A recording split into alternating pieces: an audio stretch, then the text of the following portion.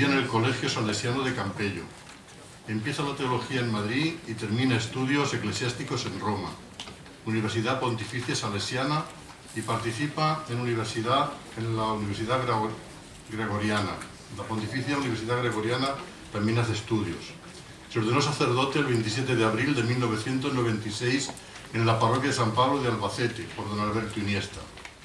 Desde 1998 ha sido profesor de teología en el Instituto Superior de Teología Don Bosco de Madrid, en el 2004, y después ejerció en los colegios de salesianos de Alicante y en Alcoy como director de la comunidad del colegio y párroco.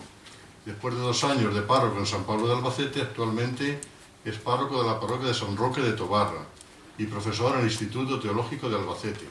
Es licenciado en teología y prepara su tesis doctoral. Le agradecemos que haya aceptado esta ponencia. Gracias, Pedro.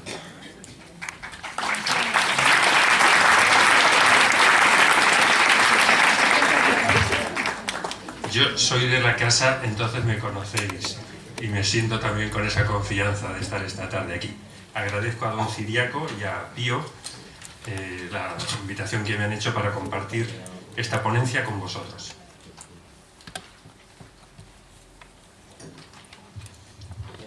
Quizás vais a echar de menos al anterior ponente, con los testimonios, porque yo sí que os voy a soltar un rollo, ¿eh? El título de la ponencia es, como tenéis en el programa, Creer es razonable, el diálogo fe-cultura. Y en la hoja que tenéis el esquema simplemente con los títulos y algunos textos, que algunos yo los leeré, y otros que están en las notas de toda la ponencia, que pueden ser interesantes para fundamentar algunas de las cosas que os voy a decir. Ahí tenéis al empezar 3 textos de Benedicto XVI, en la carta apostólica Porta Fidei, con la que el Papa habla del año de la fe, dice así: la fe es decidirse a estar con el Señor para vivir con Él. Y este estar con Él nos lleva a comprender las razones por las que se cree. Y seguidamente, en el mismo número, no podemos olvidar que muchas personas en nuestro contexto cultural, aun no reconociendo en ellos el don de la fe, buscan con sinceridad el sentido último y la verdad definitiva de su existencia y del mundo. La fe, en el número 12, está sometida más que en el pasado a una serie de interrogantes que provienen de un cambio de mentalidad, que sobre todo hoy reduce el ámbito de las certezas racionales al de los logros científicos y tecnológicos. Pero la Iglesia nunca ha tenido miedo de mostrar cómo entre la fe y la verdadera ciencia no puede haber conflicto alguno, porque ambas, aunque por caminos distintos, tienden a la verdad. Y este texto, estas notas del Papa, me guían en esta ponencia. Comprender las razones por las que creemos, dialogar con nuestros contemporáneos no creyentes, pero que buscan la verdad y el sentido de la vida, afrontar los interrogantes culturales que nos presenta la mentalidad que dice que la realidad es solo la realidad científica, y no tener complejos a usar la razón y mostrar que entre la fe y la cultura, la fe y la razón, la fe y la ciencia, no tiene por qué haber conflictos. Así, de esta manera, espero que los creyentes podamos profundizar en las razones por las que creemos. Recordad, en la ponencia anterior ha salido este tema, ¿verdad? Las razones y dar razones. Los que buscan puedan descubrir que creer es razonable y que responde a los deseos más hondos del corazón, si bien ciertamente los sobrepasa, y todos podamos percibir que ciencia y fe no están en conflicto sino en relación. Por ello voy a tratar, en primer lugar, ver cómo la realidad, es decir, lo que existe, es mucho más de lo visible y experimentable. Después pasaremos a analizar las posibilidades y los límites que tiene la razón humana. Hecho esto, veremos cómo en el ser humano hay indicios de apertura a la trascendencia y cómo la experiencia de creer en Dios no es contradictorio con lo que somos y aspiramos. Y finalmente presentaré cómo la realidad que nos rodea no es cerrada, sino abierta, y cómo en ella hay señales que nos hacen pensar en la existencia de un ser supremo creador. Espero que esta última parte, si me da tiempo a llegar a ella, si no brevemente la aludiré a ella, y en parte toda la ponencia, puedan poner de manifiesto que entre la fe y la razón, entre la fe y la cultura y la fe y la ciencia, no tiene por qué haber un conflicto necesariamente, sino que son saberes complementarios. Entonces el apartado 2 que tenéis, la hondura de la realidad. Es frecuente leer en algunas publicaciones o escuchar a algunos divulgadores que solo la ciencia nos ofrece la verdad, que la única forma de saber es el saber científico y que además lo explica todo. Además, que la ciencia es objetiva en sus fines, en sus procedimientos y en sus resultados. De este modo, la ciencia y la técnica se presentan como las salvadoras de la humanidad. Esta convicción lleva a una conclusión. La realidad es igual a la realidad científica. Lo que existe es igual a lo que se puede medir, pesar, experimentar. Si esto es así, la creencia y la fe son magia y superstición. La fe es presentada como falsa, como inútil y muchas veces incluso como nociva. Sin embargo, aunque este es el clima cultural en el que vivimos, no han faltado científicos del más alto nivel, pensadores significativos y filósofos de la ciencia que han cuestionado esta mentalidad. Tenéis ahí un texto, la imposibilidad en que se encuentra la ciencia de satisfacer todas las exigencias del alma humana ha comenzado a producir ya grandes grietas en esta concepción científica. Más aún, hoy asistimos a una mayor humildad de la ciencia. Parece que cuanto más se investiga con rigor científico, más se reconoce la dimensión desbordante e inaferrable de lo real. La ciencia reconoce sus límites para poder comprender todo y percibe que hay espacios en los que es imposible entrar. Descubre incluso que no es tan objetiva como se pensaba y que ni mucho menos es la salvadora de la humanidad capaz de resolver todos sus problemas. Lo expresa muy bien, y lo tenéis ahí en un texto, Francis Collins, que es el director del proyecto Genoma Humano, en un libro que tenéis ahí en la nota, muy recomendable, que se pueda leer y muy interesante, donde dice: la ciencia es el único modo confiable de entender el mundo natural y sus herramientas. Cuando se usan adecuadamente, pueden generar profundas revelaciones en la existencia material. Pero la ciencia no tiene la capacidad de responder preguntas tales como ¿por qué el universo llegó a existir? ¿Cuál es el significado de la vida humana? ¿Qué sucede después de la muerte? En conclusión, la realidad, todo lo que existe, tiene una densidad y una complejidad mayor de lo que parece. La ciencia conoce y tiene que conocer bien con sus métodos experimentales una parte de la realidad, pero no puede alcanzarla toda. Hay dimensiones que le son inaccesibles. Necesitamos de otro saber y de otros métodos. El punto 2.2, la hondura de la realidad. La ciencia se sitúa, por tanto, en el nivel de los fenómenos observables, comprobables y experimentables. Y tenéis un texto del profesor Manuel Carreira, jesuita, que es astrofísico, habla de lo que es la ciencia. La ciencia puede hablar de la materia y su actividad en la medida además que es comprobable empíricamente. Todo lo demás, y de todo lo demás, no puede hablar. Tenéis también, no sé si la tenéis ahí, de la ponencia está, una cita de un filósofo, de un pensador, que dice: cuando la ciencia dice esto lo demostraré, se convierte en religión, porque lo que hace es creer. Y claro, eso ya no es lógica científica, eso es creer. Eso es, dice este filósofo, incluso reducir a lo mejor a superstición o a ciencia ficción. Existen aspectos de la realidad que están más allá de lo que se puede comprobar científicamente y de lo que se puede medir, calcular y pesar. Son las grandes preguntas del ser humano. ¿Quién soy yo? ¿Qué va a ser de mí? ¿Por qué existe todo en lugar de que no exista? ¿Qué sentido tiene la vida? ¿Qué es la justicia? ¿Tengo libertad? ¿Dónde voy a encontrar felicidad? ¿Qué orientación he de darle a mi vida? ¿Por qué he de hacer el bien y evitar el mal? ¿Qué sentido tiene el sufrimiento? ¿Qué me espera detrás de la muerte? Este es el nivel de la explicación, de los porqués profundos que tienen ya otro ámbito. Como se puede ver, son niveles diferentes de la realidad. pero no tienen por qué entrar en contradicción los que ve la ciencia con los que ve este saber de estas preguntas. Lo dice también Francis Collins en una nota que tenéis ahí. Una de las motivaciones más fuertes de la humanidad es buscar respuestas a preguntas profundas, y necesitamos reunir el poder de ambas perspectivas, la científica y la espiritual, para fortalecer el entendimiento tanto de lo que se ve como de lo que no se ve. Y esto es un científico quien lo dice. La razón humana entra con rigor en estas cuestiones que hemos indicado, y al entrar en ellas descubre su grandeza y su limitación. Lo dice muy bien Pascal. El último paso de la razón usada hasta el fondo es reconocer que hay muchas cosas que la superan.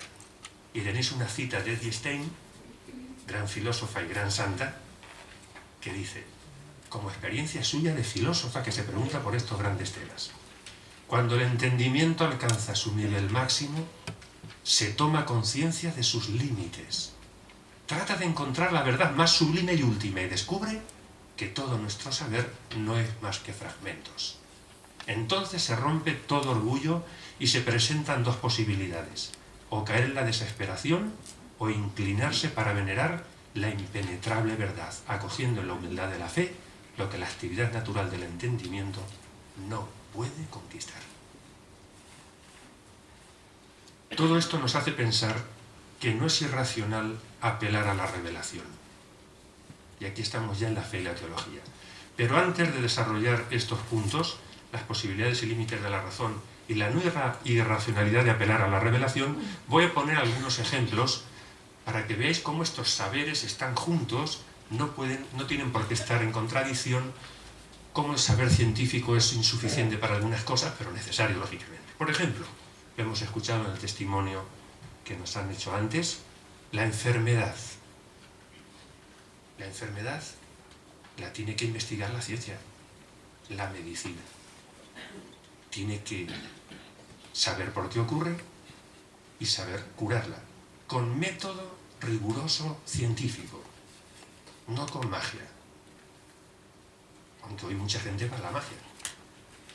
Pero la medicina tiene que actuar con verdadero rigor científico para saber por qué y qué hacer con una enfermedad. Pero claro, la persona enferma se pregunta también, ¿y por qué me ha tocado a mí?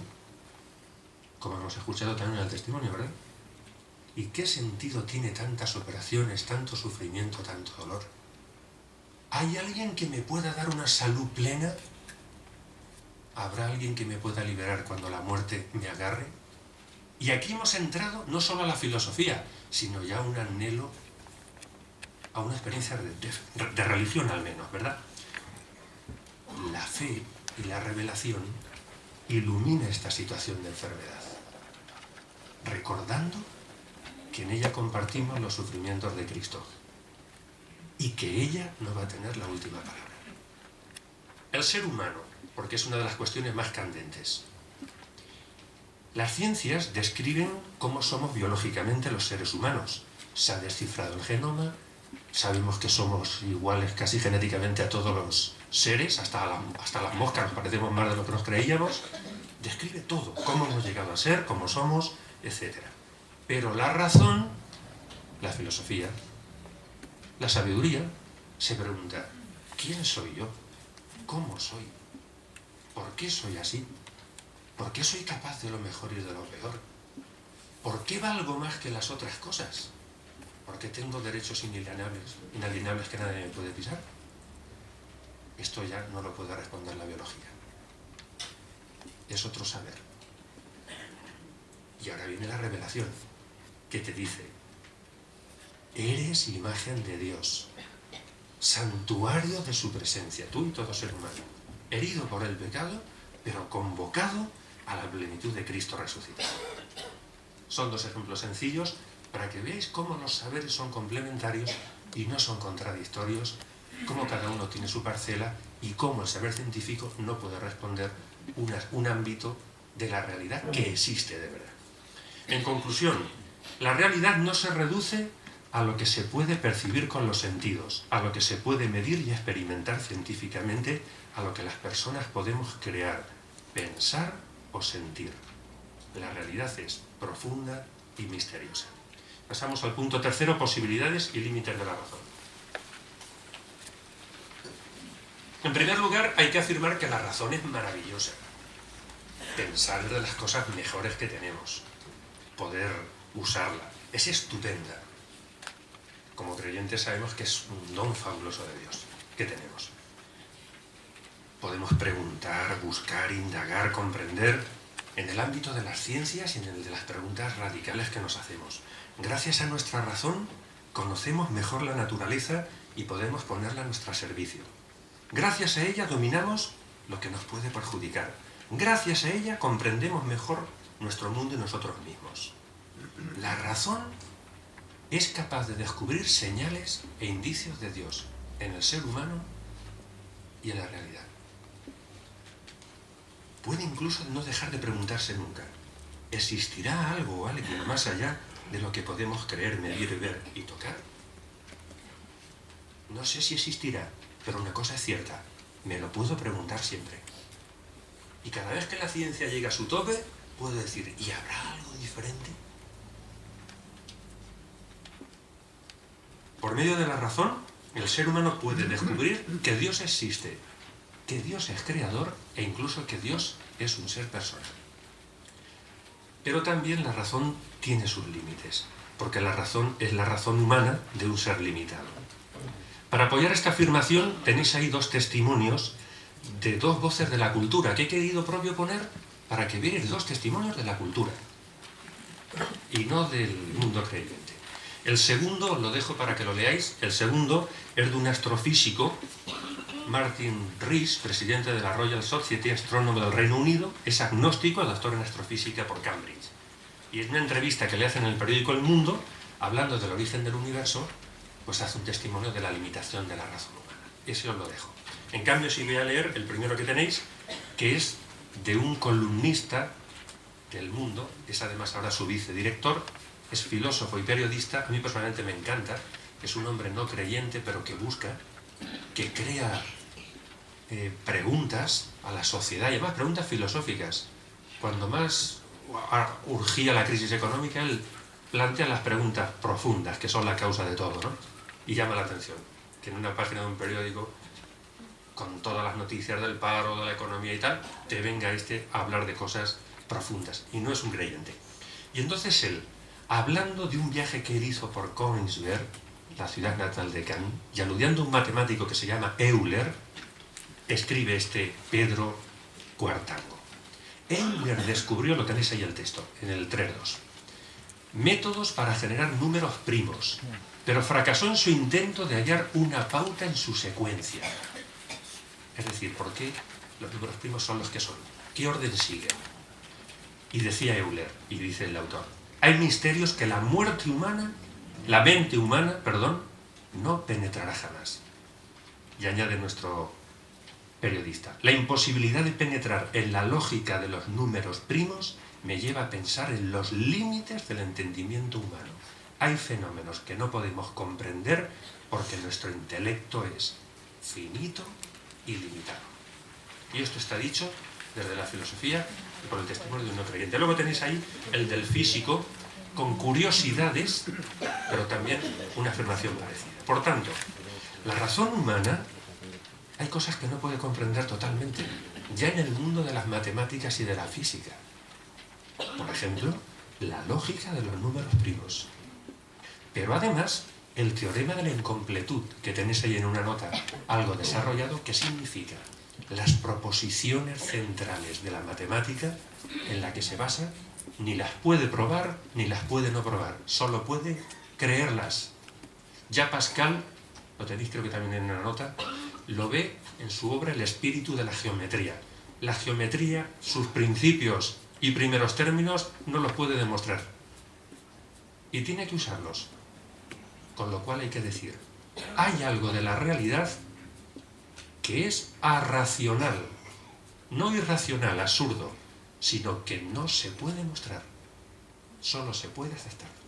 Y esto lo estamos diciendo de la física y de la matemática. No digamos de los fenómenos psíquicos. ¿cuál es el origen de la depresión? Un psiquiatra amigo mío, yo le pregunté y me dijo, quien lo sepa le darán el premio Nobel cuando lo descubra. Con la esquizofrenia estamos en las causas casi igual que en tiempos de los griegos. El mundo de los afectos y de las relaciones personales, la influencia del inconsciente en nuestros comportamientos y en nuestra manera de percibir y comprender la realidad. Además de qué es la personalidad y cómo es, eso es un misterio desbordante. Sí, cada vez conocemos mejor, pero es que resulta que cada vez que conoces mejor, más grande es lo que queda por conocer. La razón humana toca su propia limitación cuando afronta las grandes cuestiones radicales, el sentido de la vida, ¿por qué he de hacer el bien y evitar el mal? No hay razón.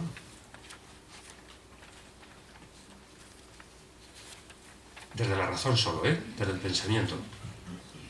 Sí hay experiencia que te lleva a decirlo, pero desde la razón no es tan fácil. El valor absoluto del ser humano. Cada vez que sale una noticia, el ser humano tiene el 99% de su material genético es como el de las moscas. Y te preguntas, ¿y por qué valgo yo más que una mosca? No hay a veces respuesta. Y no digamos cuando la razón tiene que entrar en el tema del sufrimiento y del dolor. Yo estoy haciendo 2 cursos en Valencia, uno desde la filosofía sobre el dolor humano y otro desde la teología. Y cada día nos convencemos que no hay nada que hacer. Nuestra razón ya no puede llegar a más. Es decir, no entendemos. Todo esto nos lleva a considerar que no todo lo que el ser humano no comprende deja por ello de existir. Que yo no lo comprenda no quiere decir que no exista. Podemos concluir con una cita que tenéis también ahí de Benedicto XVI. El hombre no es perfecto en sí mismo. El hombre necesita la relación. Es un ser en relación. Su cogito, es decir, su pensar, estrujarse los sesos, podríamos decir, para comprender, no puede cogitar toda la realidad y no puede comprender toda la realidad. Necesita la escucha del otro, sobre todo del otro con mayúscula, de Dios. Solo así se conoce a sí mismo, solo así llega a ser él mismo. Por tanto, podemos aceptar que si Dios existe y habla, su mensaje es fuente de conocimiento, de verdad y de claridad ante los misterios de la existencia humana. En este sentido, la fe no va contra la razón, más aún, la salvaguarda. Pero sí es cierto que la fe va más allá de la razón y le abre posibilidades que la razón, no alcanzaría por sí misma. Y tenéis 2 citas fantásticas, una de Albert Einstein, conocido, gran físico, y del filósofo de la ciencia Karl Popper, que además son fantásticas porque son dichas por estos 2. La de Albert Einstein: la experiencia más hermosa que tenemos a nuestro alcance es el misterio, la certeza de que existe algo que no podemos alcanzar. Y Karl Popper: hemos de hacernos a la idea de que vivimos en un mundo en el que casi todo lo que es muy importante ha de quedar esencialmente inexplicado.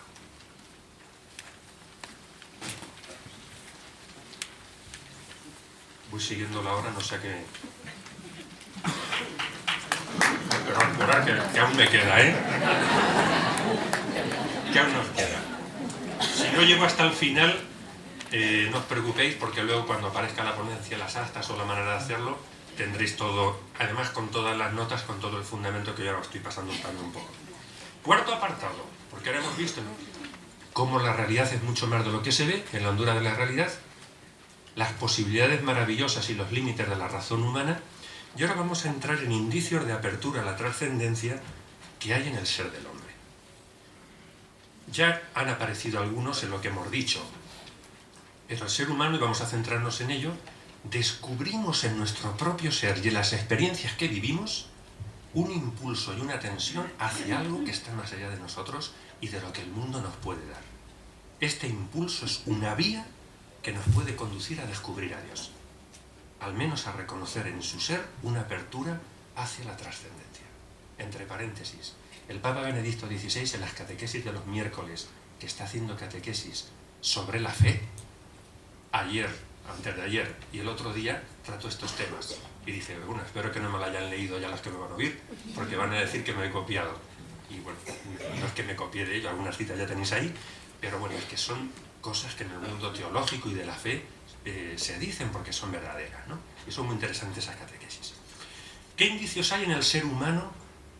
¿Qué impulsos que nos hablan de que vamos más allá de nosotros mismos? Y de que hay algo más. El primero es el deseo de una vida plena y total.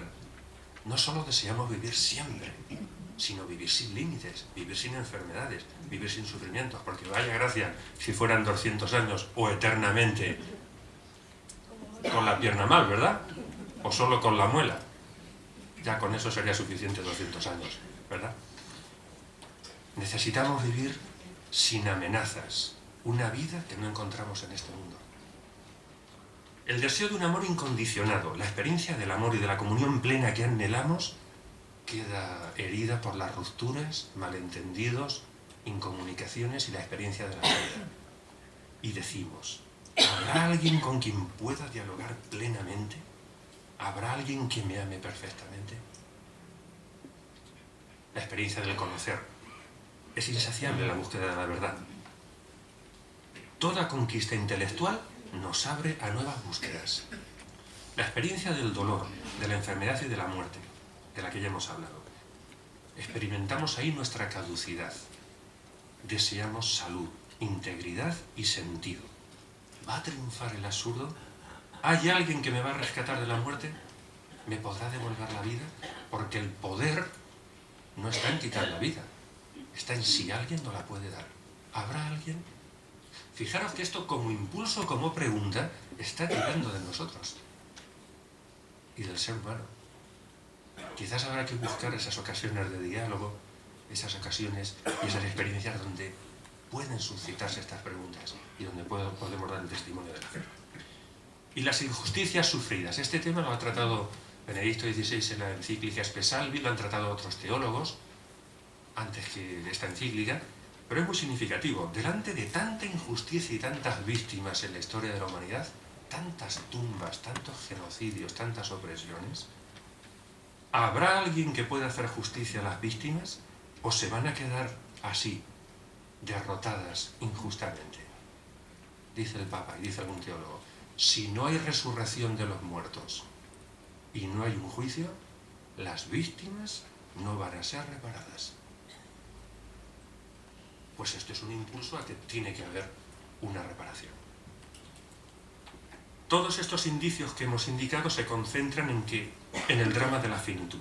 El ser humano tiene deseos ilimitados de infinito, de perfección y de completez, pero experimentamos que todas nuestras realizaciones son precarias, caducas, imperfectas e incompletas.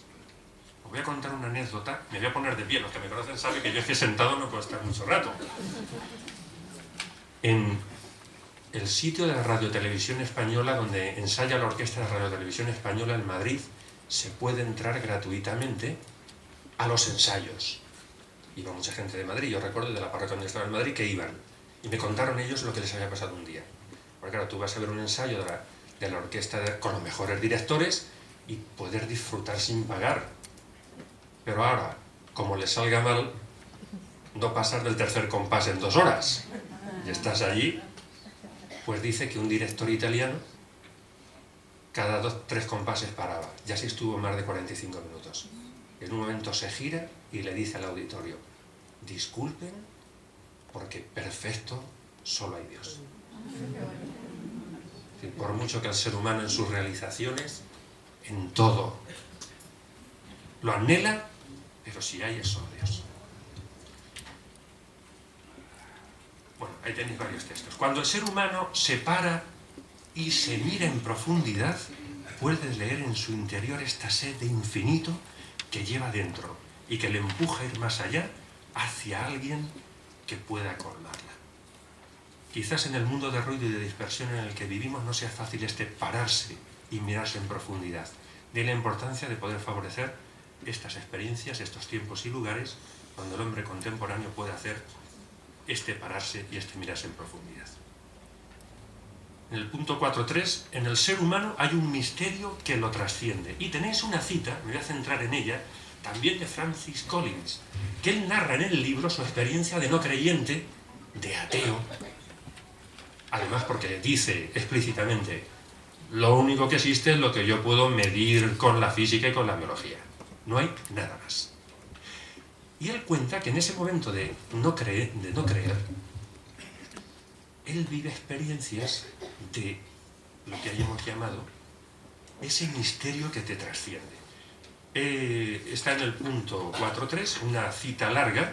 Yo voy a leer solo alguna parte. Dice, en mi primera adolescencia tuve momentos ocasionales en que sentí un anhelo por algo exterior a mí, a menudo asociado con la belleza de la naturaleza o una experiencia musical particularmente profunda. Salto un trocito y dice, a los 15 años recuerdo una Nochebuena en que el contrapunto de un hermoso villancico de Navidad se elevaba dulce y verdadero sobre la melodía más familiar, dejándome con una sensación de inesperado sobrecogimiento y un anhelo por algo que no podía nombrar. Mucho más tarde, siendo un estudiante graduado y ateo, me sorprendió la experiencia de la misma sensación de sobrecogimiento y anhelo, esta vez mezclada con una particular sensación de dolor, al escuchar el segundo movimiento de la tercera sinfonía heroica de Beethoven. Mientras el mundo lloraba la muerte de los atletas israelíes asesinados en los Juegos Olímpicos de 1972, la Filarmónica de Berlín tocaba las poderosas notas de este lamento en do menor en el Estadio Olímpico, mezclando juntos nobleza y tragedia, vida y muerte. Durante unos momentos me sentí elevado de mi concepción materialista del mundo hacia una dimensión espiritual indescriptible, una experiencia que me resultó realmente sorprendente. En el resto de la cita ya lo cuenta una como creyente, pero él cuando cuenta, después de haber vivido estas experiencias, siendo médico, porque además de biología luego estudió medicina, teniendo estas experiencias, él dice que hablando con una enferma, una señora mayor a la que atendía, en un momento le dijo, hablando así de más y sus menos, las enfermedades y las cosas, la propia mujer le preguntó, ¿y usted, doctor, cree? Y dice que él se quedó. Y estas experiencias, y esa pregunta de esa mujer, suscitó en él una búsqueda. Él es evangélico, leyó a Carl Lewis, pero cristianismo, y después otros libros, y de ahí un hombre que es creyente en su confesión auténtico. Es verdad que este impulso y este deseo ha tenido una objeción grande, especialmente, por ejemplo, por Feuerbach y por Sigmund Freud. No voy a explicar exactamente en qué consiste lo que ellos dicen, pero lo ponen en duda. Dicen, esto solo es algo que hay en el ser humano, pero nada más. Esto es una proyección, esto es sublimación de lo que es del deseo del Padre, del encuentro con el Padre, etc. Pues bien, también se les puede objetar. ¿No sería por entonces también el ateísmo una proyección del propio deseo de que Dios no exista? La argumentación psicológica no prueba la existencia o no de Dios. El influjo de factores psicológicos en la religión no supone necesariamente que Dios no exista. En toda experiencia hay influjos psicológicos. Yo puedo tener muchos influjos psicológicos en mi relación con mi marido, mi mujer, mis hijos y mis amigos, pero no por eso dejan de existir.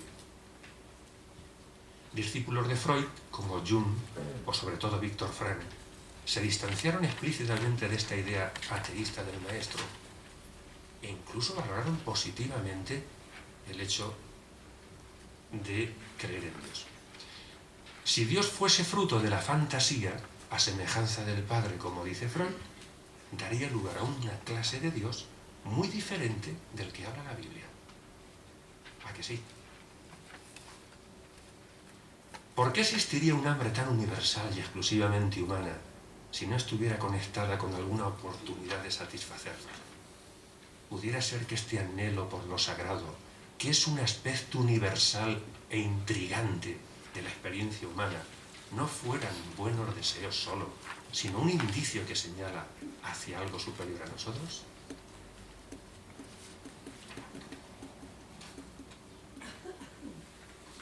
Voy a concluir este apartado, aunque tiene algunos aspectos aspectos más. Fijaros, después de este recorrido por estos indicios de trascendencia, podemos señalar que en el ser humano hay una dimensión de trascendencia, un impulso hacia alguien en quien descansar plenamente, una tensión a ir más allá de sí mismo y de lo que este mundo puede ofrecerle. Luego, la pregunta por Dios, desearlo, buscarlo, poder encontrarlo, es legítima y razonable. Que Dios exista no contradice el ser del hombre y sus anhelos más profundos. Más aún, su existencia colma de plenitud al ser humano. En el ser del hombre vemos señales, indicios, huellas que indican la posibilidad de la existencia de Dios. En el hombre se desvela un camino, una vía que conduce al misterio. Y paso al último punto, creo que me quedan 10 minutos así. Iré a lo central de esta parte última. Indicios de Dios en la realidad. Aquí hago una especie de diálogo con la ciencia. Una especie, no un diálogo. Hablando de la hondura de la realidad y de las posibilidades de la razón, ya hemos visto algunas cuestiones de la relación fe y ciencia y algunos testimonios de científicos. Allá ya ha quedado, creo yo que claro, que lo real no es igual a lo verificable empíricamente, y como la ciencia es ya más humilde en su pretensión de comprender todo. Ahora quiero al menos abordar brevemente cómo hay áreas de la realidad material que estudian las ciencias físicas que presenta una apertura a lo que está más allá de ellas. No voy a hablar de pruebas científicas, porque el método científico no puede dar pruebas de lo que es espiritual. Hay dimensiones de la realidad que hemos visto en las que no entra. Pero sí voy a indicar caminos y vías que se pueden recorrer con rigor racional y que muestran que no es irracional la existencia de Dios y que la realidad requiere un fundamento que ella a sí mismo no se puede dar. En el punto 5.1 tenéis la nueva actitud de los científicos. Hago un recorrido porque sí, hay científicos actualmente ateos e incluso beligerantes contra Dios. El cientifismo, que es todo es ciencia y ya está, y no hay nada más, eso sigue adelante. Pero también hay científicos ateos y bien ateos como Hawkins, que pertenece a la Academia Pontificia de las Ciencias y participa en sus reuniones. Porque ahí puede participar cualquier científico que busque la verdad. También es cierto que hay muchos científicos de siglos pasados y de hoy que se reconocen creyentes en un Dios personal. Y que son hombres de ciencia y hombres de fe. Y muchos que al menos, aun sin ser hombres de fe vivida intensamente, sin embargo, no rechazan la religión. Hace poco escuchaba en televisión, lo escucharéis vosotros también, el testimonio de que Ramón y Cajal, una sobrina nieta o algo así, o nieta, decía que sí que era creyente. No era practicante, pero no era ateo. Y contaban la experiencia esa, ¿no? Más aún, hay un buen grupo de científicos, especialmente los que estudian el universo y la evolución, que se hacen preguntas filosóficas. Y ante la maravilla de la realidad natural que estudian, quedan sobrecogidos y se interrogan ya no solo por cómo, sino por qué. Se puede incluso afirmar que las relaciones entre la ciencia y la fe, marcadas muchas veces por los conflictos y la independencia, viven en muchas ocasiones relaciones de armonía y de integración. En la astronomía, la física cuántica, la teoría de la evolución, la neurociencia, son áreas de encuentro entre la fe y la ciencia. ¿Cuándo se produce desencuentro? Cuando el científico pretende con métodos científicos hablar de cuestiones filosóficas. ¿Cuándo se produce desencuentro? Cuando un creyente interpreta literalísticamente la escritura de manera fundamentalista, o cuando pretende desde métodos teológicos explicar cosas científicas. Entonces sí. Pero si se respetan los métodos propios y se busca lealmente la verdad, se suelen encontrar y se suelen enriquecer mutuamente. Hoy llama la atención cómo la belleza de lo que existe, el orden que se observa en el universo, la armonía y complejidad de las leyes físicas, en definitiva, la estructura racional del mundo, revelan la existencia de una razón creadora. Y por si no me da tiempo a terminar todos los detalles, es sorprendente ver cómo el orden que están percibiendo los físicos en el universo les está haciendo pensar en un ser creador. Y hay una cita que no os la he puesto, en la ponencia sí que está entera, dice: como parte del argumento cosmológico se suele incluir el misterio que representan las leyes de la física, su carácter arbitrario. Esto está dicho por un científico, Juan Antonio Herrero Brasas. Y el hecho de que todas, en su inconcebible complejidad, estuvieran en pleno funcionamiento desde el primer instante del Big Bang. De lo contrario, la expansión del universo no podría haber tenido lugar. Una mera roca, la pura materia, si es que eso es lo único que hay, no tiene capacidad para inventar leyes de semejante complejidad y ponerlas en marcha en el mismo momento de su nacimiento. Pues bien, delante de esto, hay científicos que se están preguntando por un ser superior. Y tenéis un testimonio ahí que lo ha contado Benedicto XVI en una lección en el seminario romano. Dice así, dice el Papa: hace poco me escribió un profesor de Ratisbona, un profesor de física, que había leído con gran retraso mi discurso en la Universidad de Ratisbona. Él visitó esa universidad en un viaje a Alemania y allí pronunció un famoso discurso. Para decirme, el físico, que no podía estar de acuerdo con mi lógica, o podía estarlo solo en parte. Dijo, y cita la carta, ciertamente me convence la idea de que la estructura racional del mundo exija una razón creadora, la cual ha hecho esta racionalidad que no se explica por sí misma. Esto está dicho por un físico, Y prosigue. Pero si bien existe un demiurgo, dice el Papa, así lo llama él, un demiurgo, me parece seguro por lo que usted dice. Pero no veo que exista un Dios amor, bueno, justo y misericordioso. Puedo ver que exista una razón que precede a la racionalidad del cosmos, pero lo demás no. Fijaros, aquí estamos delante de cómo un físico, al observar la realidad física con rigor científico, puede pensar que la racionalidad que ve solo es explicable si existe una razón creadora. Considerar ciertamente que esta razón creadora es amor y ha dado la vida, eso ya solo lo podemos saber si él no lo ha dicho. Dos hechos más, los digo brevemente, conmueven convicciones de muchos científicos. La primera, la intencionalidad o dirección que se observa en el nacimiento y el desarrollo del universo hasta hacer posible la existencia de la vida racional en la Tierra. Más adelante os diré una cita que la leeréis. Y segunda, la matemática, que es una invención del espíritu humano, es a la vez el lenguaje de la naturaleza. Parece casi increíble que coincidan una invención de la inteligencia humana y la estructura del universo. Estas son cuestiones que a muchos científicos les está abriendo las posibilidades de pensar que exista una razón creadora. Bueno, voy a terminar, porque ya se me habrá pasado el tiempo. Hay 5 minutos. En el punto 5.2 hay realidades que no se pueden ver con los ojos, ya hemos hablado.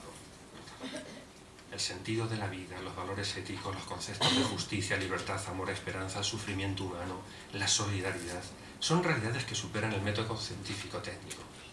Y hay una cita que tenéis ahí en ese punto.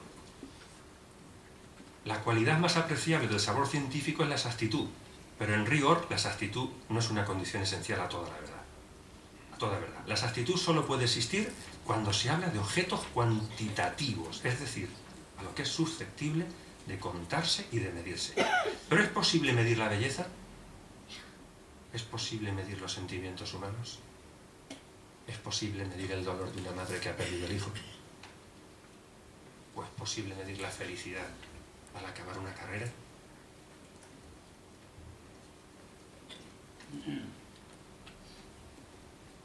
Paso al punto 5.5, el orden que se observa en la naturaleza.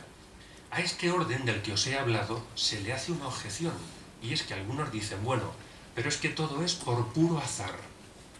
Y por tanto, pues bien, el azar, que es posible que exista y existe, y muchas cosas son azarosas, a la vez es contradicho por algunas cosas que se observan. Por ejemplo, y ahí tenéis en el 5.5 esa nota de Manuel Carreira, que luego leeréis porque expresa cómo hoy hay un acuerdo unánime en el mundo científico de que si hubiera variado un mínimo nivel en cualquiera de las condiciones físicas del universo, no se hubiera dado vida inteligente en la Tierra.